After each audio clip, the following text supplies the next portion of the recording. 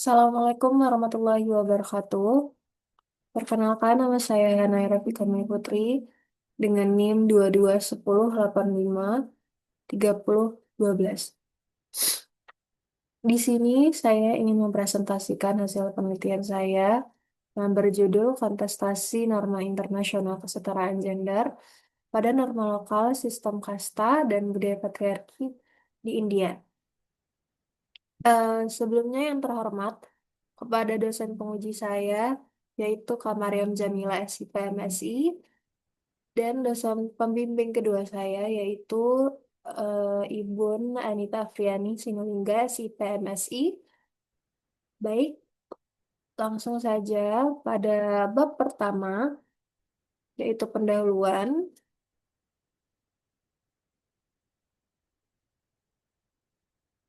Penelitian ini dilatar belakangi dengan adanya kesetaraan gender yang bertujuan untuk menciptakan hak yang sama untuk perempuan dan laki-laki.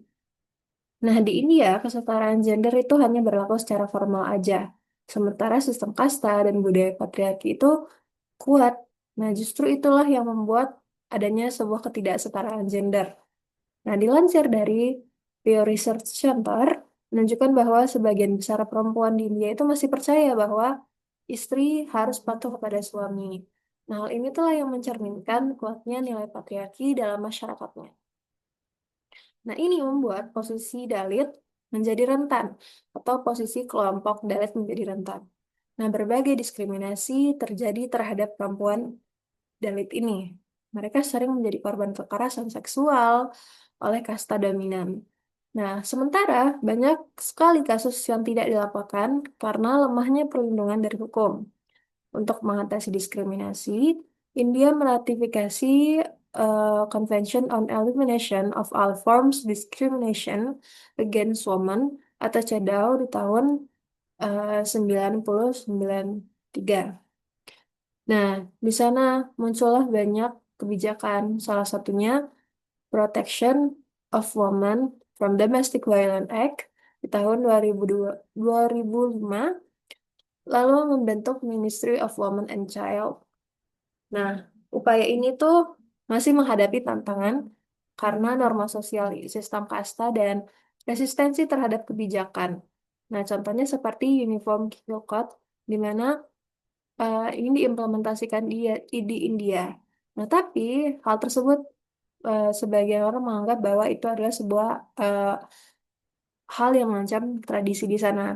Nah, kondisi ini menunjukkan bahwa norma kesetaraan gender itu, walaupun sudah diakui secara hukum, tapi secara realitas masyarakatnya belum sepenuhnya diterima. Nah, maka daripada itu, pertanyaan penelitian ini adalah bagaimana kontestasi terhadap norma kesetaraan gender yang dibawa oleh CEDAW di tengah kuatnya sistem kasta dan budaya patriarki yang mengakar kuat di masyarakat India.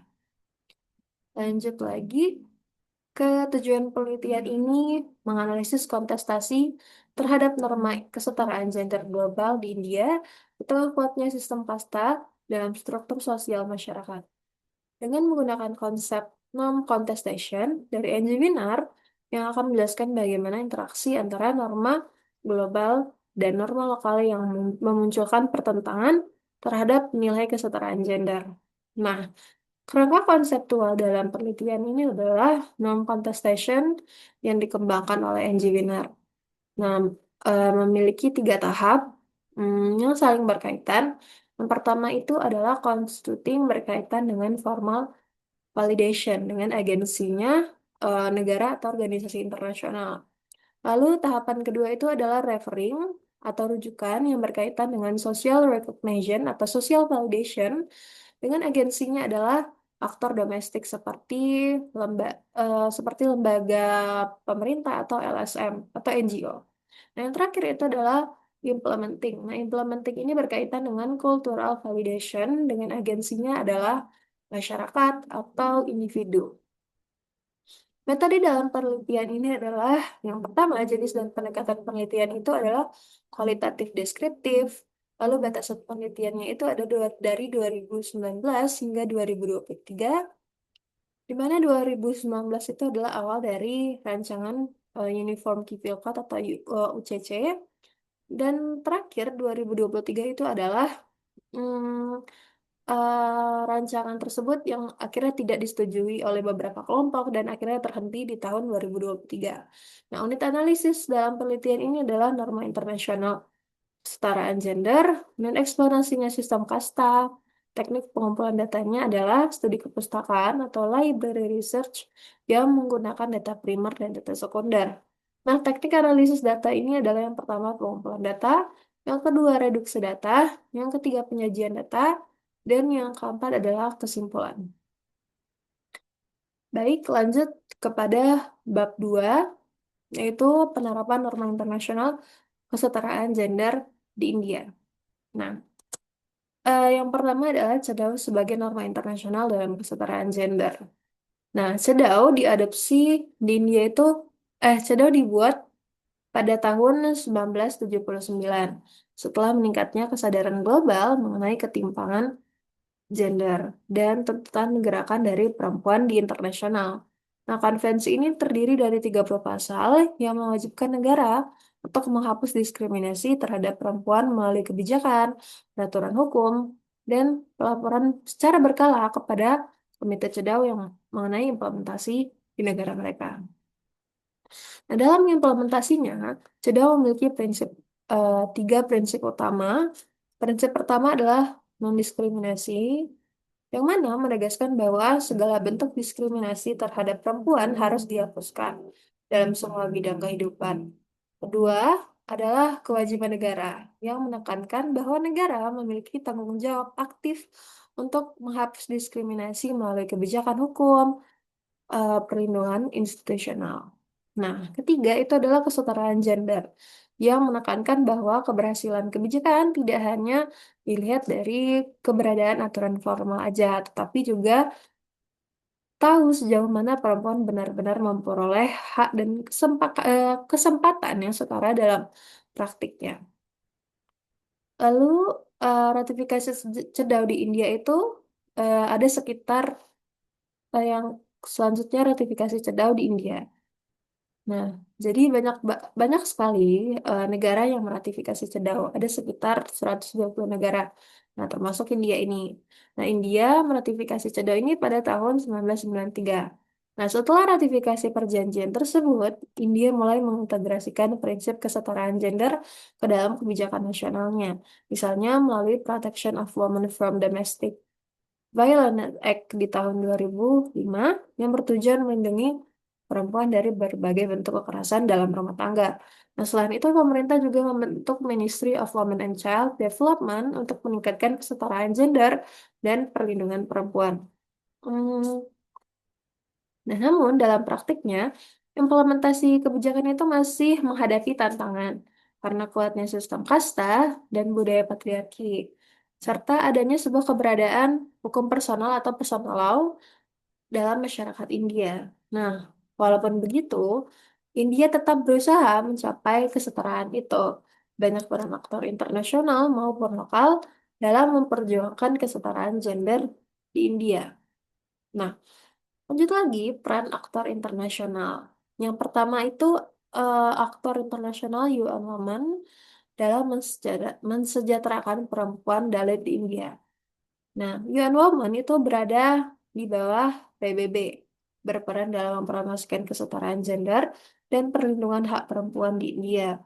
Ada beberapa program eh, di India yang eh, dilakukan oleh UN Women. Salah satunya adalah Safe Cities and Safe Space Program yang bertujuan untuk mencegah kekerasan berbasis gender di ruang publik dengan meningkatkan keamanan transportasi umum di jalan dan di area perkotaan melalui perbaikan infrastruktur seperti penerangan jalan atau memperbaiki kamera CCTV atau menambah kamera CCTV. Nah, program ini tuh dijalankan bersama dengan Ministry of Women and Child Development dengan organisasi lokal seperti Jagori. Nah, selain itu, UN Women juga meluncurkan kampanye He for She pada tahun 2014 untuk mendorong partisipasi laki-laki dalam mendukung kesetaraan gender melalui berbagai kegiatan seperti edukasi di sekolah, di universitas, dan di ruang publik. Nah, termasuk kegiatan kampanye di Pune, di India yang diikuti ratusan peserta sebagai bentuk dukungan terhadap kesetaraan gender.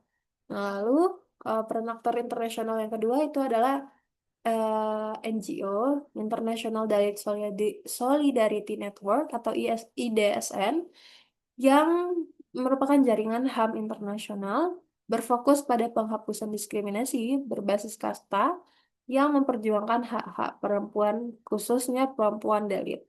Nah, organisasi ini berperan mengangkat isu diskriminasi kasta ke forum internasional, termasuk dalam sidang PBB, serta memberikan laporan dan rekomendasi kepada India untuk memperkuat perlindungan hukum bagi perempuan Dalit. Nah, selain itu, eh, IDSN juga melakukan advokasi, mendukung pendidikan, penyebaran informasi mengenai diskriminasi kasta, serta mendorong partisipasi Dalit dalam forum internasional. Nah, lanjut lagi pada bab 3, yaitu ketidaksetaraan gender dalam masyarakat India. Nah, bab 3 ini membahas tentang sistem kasta dan budaya patriarki. Nah, India ini memiliki sistem kasta yang telah mengakar kuat dalam struktur sosial. Nah, dan turut memperkuat budaya patriarki juga. Nah, sehingga hal tersebut dapat menghambat implementasi dari kesetaraan gender. Nah, sistem ini membagi masyarakat ke dalam beberapa sistem kasta, yaitu Brahmana, Sudra, Satria, dan Waisya.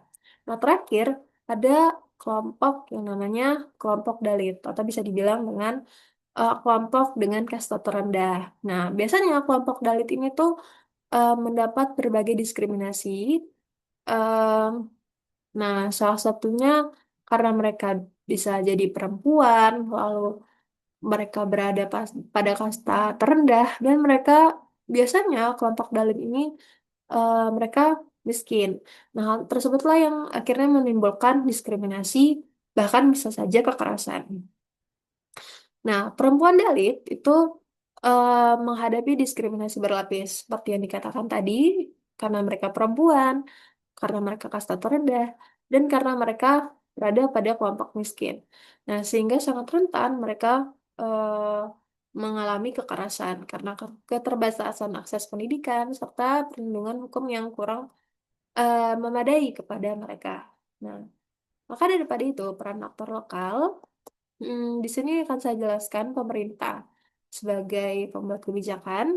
Nah, upaya untuk mewujudkan kesetaraan gender dan mengurangi kekerasan seksual terhadap perempuan Dalit di India itu adalah melibatkan aktor domestik seperti eh, pemerintah, habis itu aparatur hukum dan lembaga swadaya masyarakat dan kelompok advokasi perempuan. Nah, pemerintah memiliki peran utama dalam merumuskan kebijakan dan undang-undang seperti Schedule Case and Schedule Tribal di tahun 1989 yang bertujuan melindungi kelompok kasta rendah dari diskriminasi dan kekerasan. Lalu ada Dowry Prohibition Act di tahun 1961 yang dikeluarkan oleh pemerintah India. Nah, selain itu, pemerintah India juga menyediakan layanan perlindungan melalui program One Stop Center Crime yang memberikan bantuan medis, hukum, dan psikologis bagi korban kekerasan. Nah, di sisi lain, pemerintah juga mendorong wacana Uniform Civil Code tadi atau UCC yang menyatukan hukum perdata terkait pernikahan, perceraian, dan warisan tanpa membedakan agama atau komunitas. Nah, kebijakan ini masih menimbulkan perdebatan politik dan sosial karena dianggap berpotensi mengancam keberagaman hukum adat dan agama di India. Nah, hal ini menunjukkan bahwa upaya pemerintah dalam mendorong kesetaraan gender itu seringkali menghadapi resistensi dari dinamika sosial, budaya, dan politik yang kompleks. Lalu, aktor domestik yang kedua adalah aparat sebagai penegak hukum. Nah, kepolisian di India ini memiliki peran penting juga dalam melindungi perempuan, khususnya kelompok Dalit. Salah satu upaya yang dilakukan adalah membentuk Women Help Desk di kantor polisi untuk memudahkan korban melaporkan kasus dan memperoleh bantuan hukum serta dukungan psikologis. Nah, selain itu, programnya adalah National Commission for Women yang bekerja sama dengan Bureau of Police Research and Development dalam memberikan pelatihan sensitivitas gender pada aparat kepolisian agar lebih responsif dalam menangani kasus kekerasan terhadap perempuan. Nah, program itu dilengkapi dengan seminar dan pelatihan untuk meningkatkan kesadaran serta kapasitas lembaga dalam menangani kasus eksploitasi dan perdagangan manusia terhadap India. Nah, yang terakhir adalah peran LSM dalam menangani kekerasan seksual. Nah, di India itu LSM yang aktif dalam menyuarakan hak perempuan Dalit itu adalah National Campaign on Dalit Human Rights atau NCDHR yang didirikan pada tahun 1998 untuk menghapus diskriminasi kasta dan memperjuangkan hak kelompok Dalit. Nah, melalui program ini, banyak sekali bantuan seperti advokasi kebijakan, keadilan gender, dan akses terhadap keadilan. Nah, organisasi ini berupaya untuk meningkatkan perlindungan bagi Dalit, salah satunya dengan inisiatif terhadap National Dalit Movement of Justice for Justice yang berfokus pada pemantauan kasus kekerasan serta mendorong akuntabilitas negara melalui kampanye dan kerjasama dengan lembaga pemerintah dan pembuat kebijakan. Nah, lanjut lagi, ketidakseimbangan hukum dan realitas di masyarakat. Nah, meskipun India telah menetapkan berbagai kebijakan dan meratifikasi CEDAW, implementasi perlindungan terhadap perempuan itu masih sangat lemah dan mengalami berbagai hambatan karena adanya lemah dari penegakan hukum, karena adanya kuat sistem kasta dan budaya patriarki. Nah, hal itu membuat perempuan dari kelompok dalam itu masih tetap aja rentan terhadap kekerasan dan diskriminasi. Banyak kasus kekerasan yang tidak dilaporkan karena korban tidak percaya pada sistem hukum dan takut terhadap stigma sosial. Nah, sehingga memunculkan fenomena atau bentuk dari silent culture. Nah, kondisi ini menunjukkan bahwa meskipun norma kesetaraan gender telah diakui secara hukum, tapi implementasinya masih berbenturan atau menghadapi perlawanan dengan realitas sosial yang tidak setara. Lanjut lagi, ketidakseimbangan terhadap norma internasional. Nah, perempuan Dalit itu eh, kekurangan dari segi eh, bidang kehidupan mereka, mulai dari sosial, politik, habis itu ekonomi, pendidikan mereka. Nah, ketika perempuan Dalit itu berada pada kehidupan sosial, mereka saling mengalami diskriminasi dan perlakuan yang tidak manusiawi, seperti pemisahan tempat tinggal, penghindaran kontak fisik oleh sistem kasta, hingga pelecehan dan kekerasan seksual. Nah, perempuan Dalit ini sering mengalami yang namanya bentuk pelecehan dari kasta atas. Mereka dianggap tidak suci, mereka diasingkan dari kelompok-kelompok yang lain. Nah, di bidang politik itu meskipun memang telah memberikan kuota terhadap perempuan Dalit sekitar sepertiga kursi atau kuota untuk perempuan Dalit bisa duduk di pemerintahan, tapi partisipasi perempuan Dalit di sana masih sangat terbatas karena posisi kasta atas dan rendahnya tingkat pendidikan bagi mereka. Nah, pada bidang pendidikan dan ekonomi, mereka juga menghadapi hambatan seperti diskriminasi di sekolah, tingkat literasi yang rendah, terus pekerjaan mereka berupa rendah, dan ketergantungan ekonomi pada kelompok atas. Nah, jadi secara keseluruhan, kondisi ini tuh menunjukkan bahwa meskipun India telah memiliki berbagai kebijakan untuk mendorong kesetaraan gender, implementasinya masih mengalami hambatan yang kuat karena sistem kasta dan norma patriarki dalam masyarakatnya. Nah, akibatnya perempuan Dalit itu masih menghadapi ketidakadilan dalam berbagai bentuk as- aspek pendidikan. lanjut lagi, analisis kontestasi norma internasional melalui implementasi norma di bab 4. Nah, eh, pada bab 4 ini, saya menggunakan konsep non-contestation yang dikembangkan oleh NG Wiener. Nah, dia memiliki 3 tahap yang memang saling berkaitan. Seperti yang pertama itu adalah tahapan constituting, ini berkaitan dengan formal validation.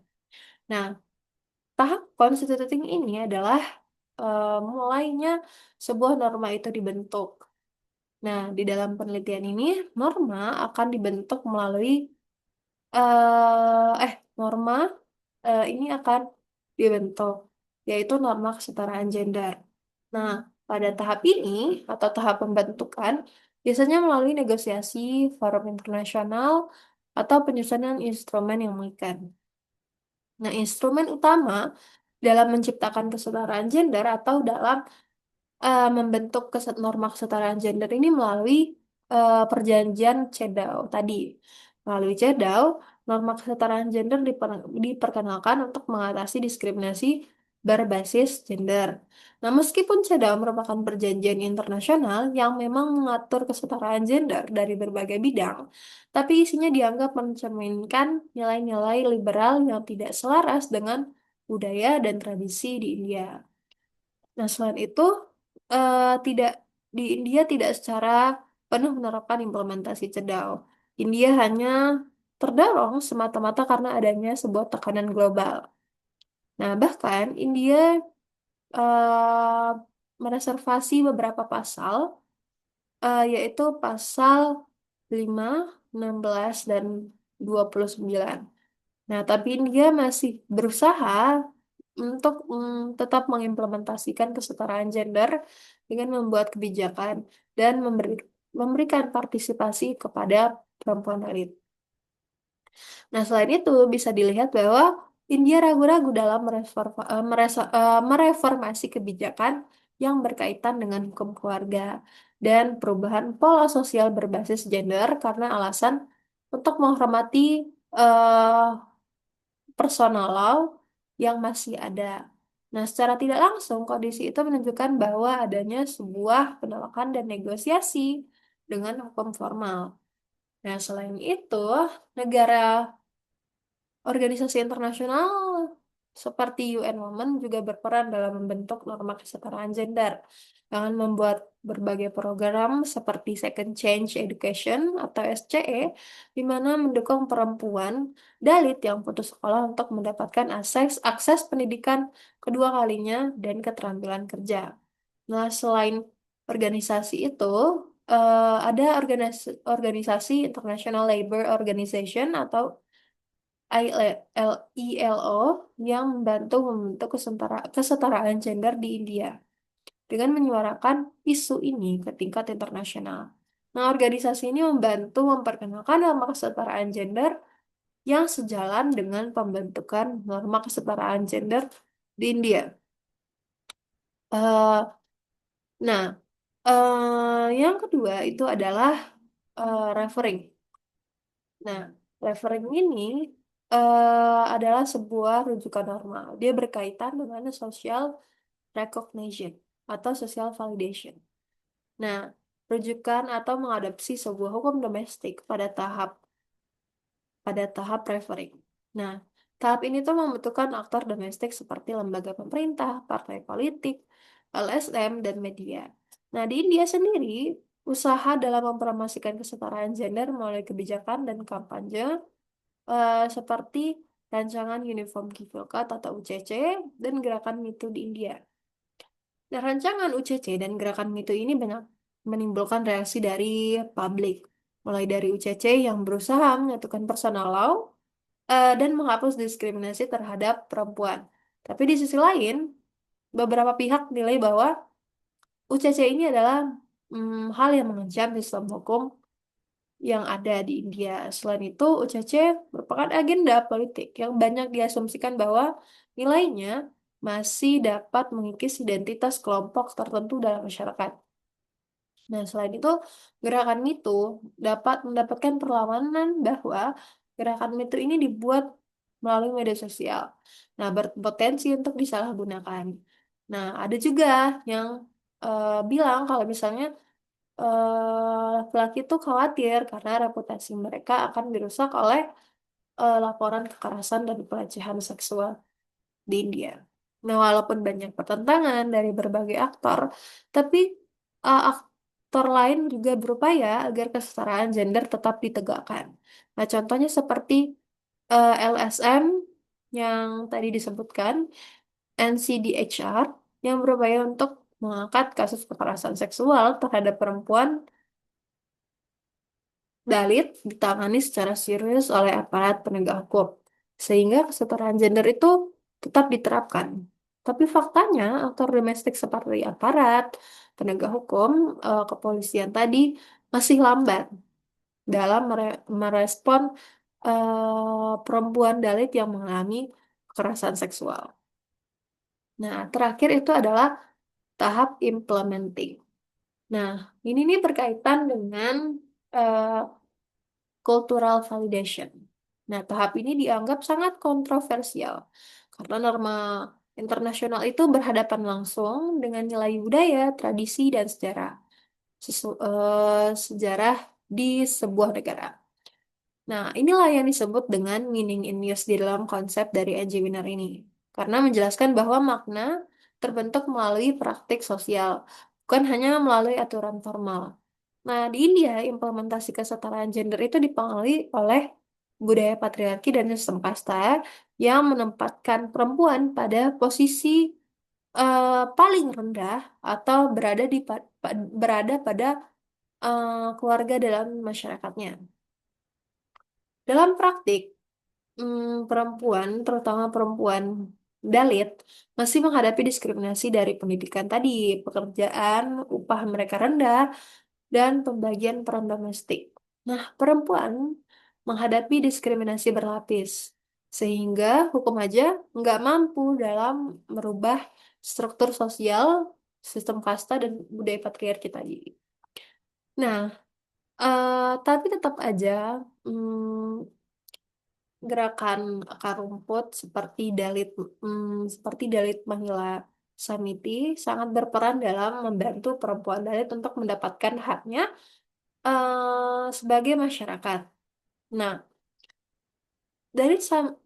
Mahila Samiti ini berperan dalam mempromosikan kesetaraan gender melalui advokasi, protes, dan dukungan bagi korban kekerasan. Gerakan perempuan ini menunjukkan bahwa norma kesetaraan gender itu tidak hanya diterima atau ditolak aja, tapi juga ditafsirkan ulang melalui perjuangan sosial dari bawah ke atas, dari masyarakat dulu, lalu setelah setuju ke aktor domestiknya, lalu timbul ke aktor internasional. Bagaimana mereka eh, bisa ber- berkesinambungan satu sama lain. Nah, baik, bab 5 adalah kesimpulan. Dalam penelitian ini bisa disimpulkan bahwa India masih menghadapi pertentangan, bahwa implementasi norma kesetaraan gender internasional di India itu tidak berlangsung secara linear, melainkan melalui proses kontestasi yang kompleks antara norma global dan nilai-nilai lokal. Meskipun India telah meratifikasi CEDAW dan berkomitmen terhadap agenda kesetaraan gender yang didorong oleh PBB, tetapi kenyataannya di realitas sosialnya masih menunjukkan bahwa sistem kasta dan budaya patriarki masih menjadi faktor utama yang mempengaruhi penerimaan norma tersebut. Kondisi ini tuh mencerminkan adanya bentuk kontestasi reaktif di mana negara secara formal mengadopsi norma internasional, namun dalam praktiknya tetap berusaha mempertahankan tradisi dan struktur sosial yang telah mengakar kuat sejak lama. Nah, di sisi lain, penerapan kebijakan terkait pemberdayaan perempuan yang dilakukan pemerintah seringkali terbatas pada sektor pembangunan ekonomi, pendidikan, dan stabilitas sosial, sehingga belum sepenuhnya menyentuh akar struktural ketidaksetaraan yang dialami perempuan, terutama ya perempuan Dalit. Hal ini menunjukkan bahwa perubahan hukum dan kebijakan saja tidak cukup untuk menghapus diskriminasi yang dipengaruhi oleh sistem kasta tadi. Pada akhirnya, keberhasilan implementasi norma kesetaraan gender di India itu tidak hanya bergantung pada komitmen negara terhadap perjanjian internasional, tetapi juga kemampuan negara dan masyarakat untuk mengatasi hambatan struktural yang berasal dari sistem kasta dan budaya patriarki. Peran komunitas lokal, terutama perempuan dalit, menjadi faktor penting dalam membentuk kembali makna kesetaraan gender yang sebenarnya. Nah, sehingga bisa disesuaikan dengan realitas sosial yang mereka hadapi. Dan terakhir, sebagai saran dalam penelitian ini adalah dia perlu memahami bahwa perdebatan mengenai kesetaraan gender itu bukan hanya sebuah bagian dari proses pembentukan norma yang melibatkan negosiasi antara norma internasional dan nilai-nilai lokal yang dipengaruhi oleh sistem kasta dan budaya patriarki. Begitu. Baik, sekian dari penelitian saya. Terima kasih. Assalamualaikum warahmatullahi wabarakatuh.